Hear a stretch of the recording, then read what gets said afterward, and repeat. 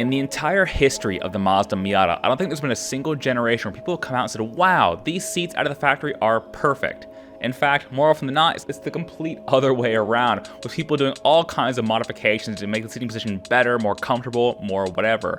From foamectomies, getting the seat base lower down to the ground, to just swapping them out for race seats and everything in between. It seems like just with every other aspect of the Mazda Miata, customizing the seat to your preference is very, very achievable, accessible. There's a lot of different options out there. Now, eventually this car will get a racing bucket seat when I do track days with it, but for the time being, I do want to retain this stock seat because having just gone through the most brutal California winter in recent history with its 34 atmospheric rivers, the factory heated seats in this thing came in so clutch. I've basically been daily driving this car despite it being my new track toy. But there's always room for improvement because at 6'1", as you can imagine, it's a little bit tight here in the driver's seat. So today on this episode of Project NC Miata, I'm going to be installing Jass Performance lowering seat brackets. So let's get into it.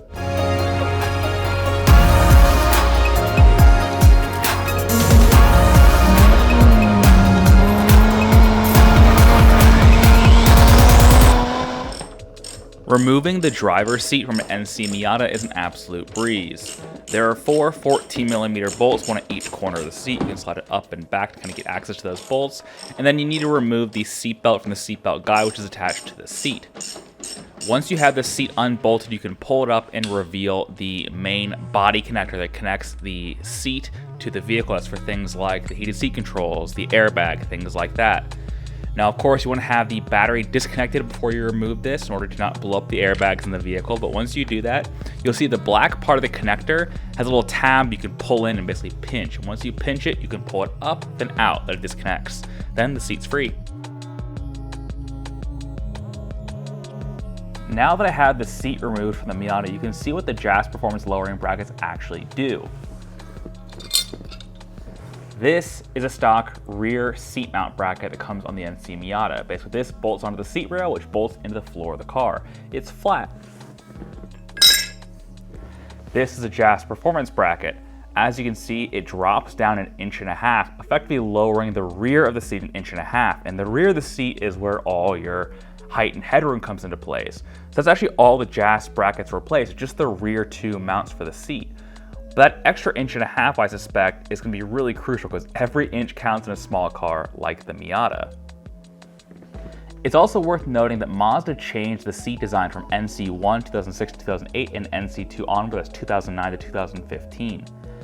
Unfortunately for tall folks, the NC1 seats are actually slightly better because they have a lower base seating position. Mazda added the possibility of seat adjustment to the NC2s, these height adjustable seats make the seat go up and down, which is great if you're a short driver. That means by default, the NC2 seats, even at their lowest position, are about 1 inch higher than an NC1 seat at its lowest position. That also explains why if you look at Jass Performance website, you see a variety of options for NC1 seats. They have like a 1 inch and a 2.5 inch drop bracket, just because the seats are designed a bit differently. So ultimately, I guess you can get an NC1 seat lower than an NC2 seat, but I think for my purposes and for ease of use, this should be a great starting point. The Jass Performance brackets actually come with an installation guide, but it's actually not in native English. It's translated into English, and it makes things sound much more complicated than they really need to be.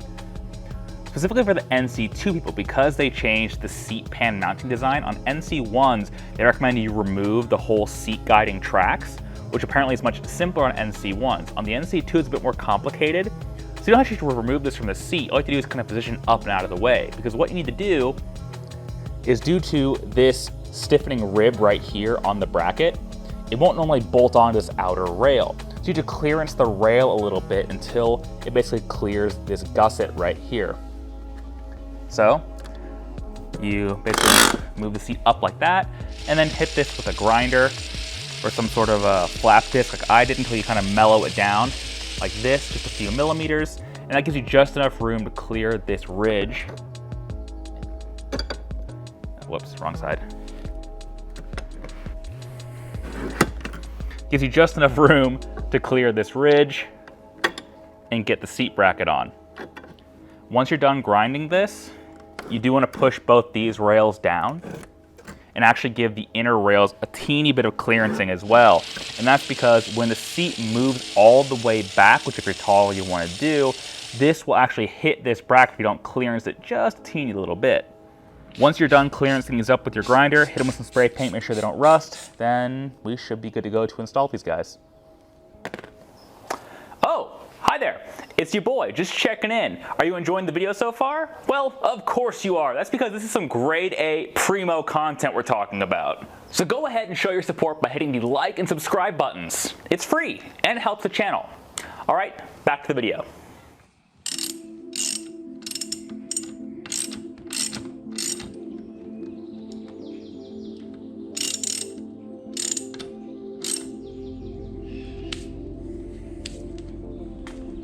Reinstalling the seat is more or less the same process as it was to take it out. However, with the Jass brackets installed, there are two things you need to be aware of.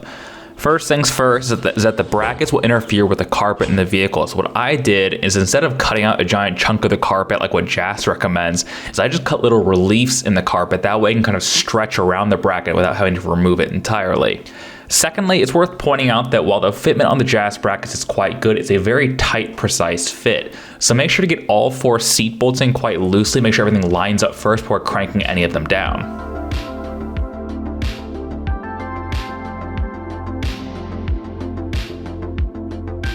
Okay, so the Jass brackets are on the seat. The seat has been reinstalled on the car along with reconnecting the body harness. All we have to do now is make sure the seat sliders still work, which they seem to do. That's good. Recline the seat, no problems. And with me out of the car, can you tell me how much of a difference that 1.5 inches makes? Look at the top of the headrest in the driver's seat compared to the passenger seat. Now, the passenger seat in an NC is set to the same height as the NC adjustable driver's seat in the lowest position, so they should look the same stock versus stock. And that is a dramatic difference in terms of headroom from the passenger down to the driver's side. And right away, I feel so much lower in this car. Previously, a big issue I had was when driving this thing, I had the S2000 conundrum where basically at a red light at an intersection, I'd constantly be craning my head up and down trying to look over the pillar, under the pillar to see is it a red light or is it a green light? And to be honest, it's still gonna be an issue. I'm still a tall guy in a small car, but this is much better. My line of sight now, instead of being here, is now here. And so for just driving around, I assume this is gonna be much better. And similarly, the rear view mirror, which is enormous in an NC, I believe it's off of an old CX-5 or something, is now much less in the way. But perhaps the biggest difference of all is actually with the top up.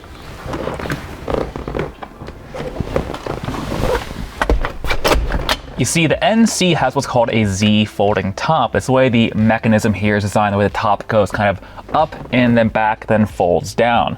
And one of the common complaints about the way the NC top is designed is that these stiffening ribs, part of the structure of the top. This one right here is directly over my head, and before, I was basically rubbing the top of my head against this bracket, which isn't very comfy nor very reassuring when driving down the road.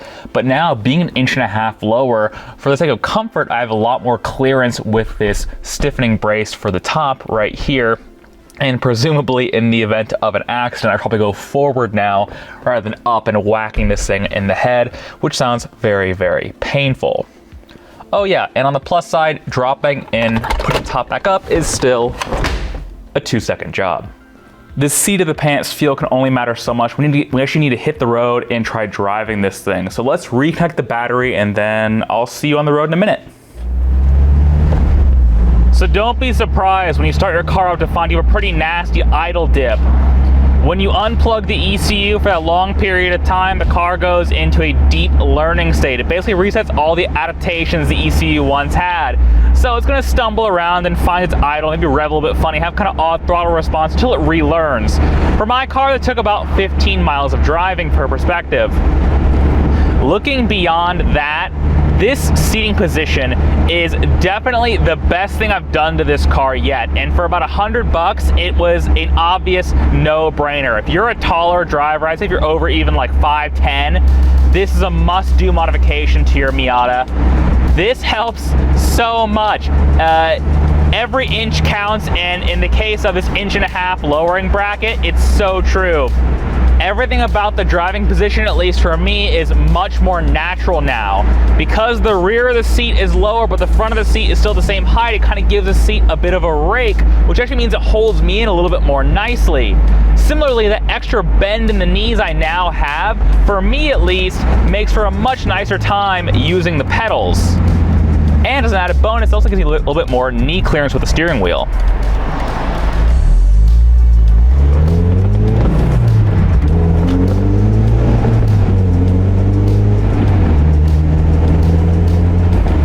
So if you're interested in the Jass Performance lowering seat brackets, I'll try to include a link in the description or in the top comment, see if I can get one of those affiliate links. Maybe you can give me like 2% back. That would be great. Who knows?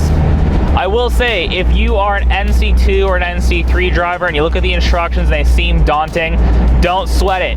As you saw, it's much more simple than the instructions make out to be. In between filming and doing all this, it takes about an hour. If I had to do it again, I'd probably do it in like maybe 5-10 minutes. It's very, very simple and 100% reversible, as Jass claims. There would be no issue with me putting this car back to stock, putting the stock seat brackets back on the seat, and then selling them if I wanted to. That's a really nice thing about this modification. It has no lasting impact on the car. And I really cannot stress to you just how nice this is.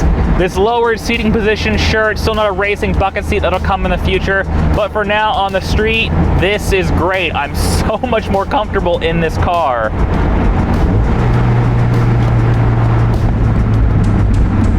And because this is a relatively simple installation, this is a relatively short and simple video.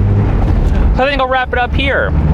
If you're a tall driver, get the Jass brackets. Trust me, you won't regret it. And as per usual, as I'm going along with this NC build, my first Miata in quite a long time, I'm happy to be learning so much about this car and this platform. If you have any recommendations for things I should do with this vehicle, hey, drop a comment down below, let me know.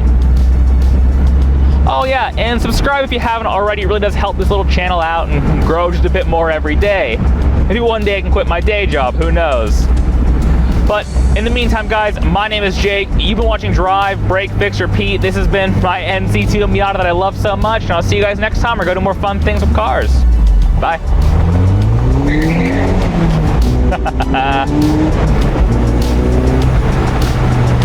Oh, this car's so fun.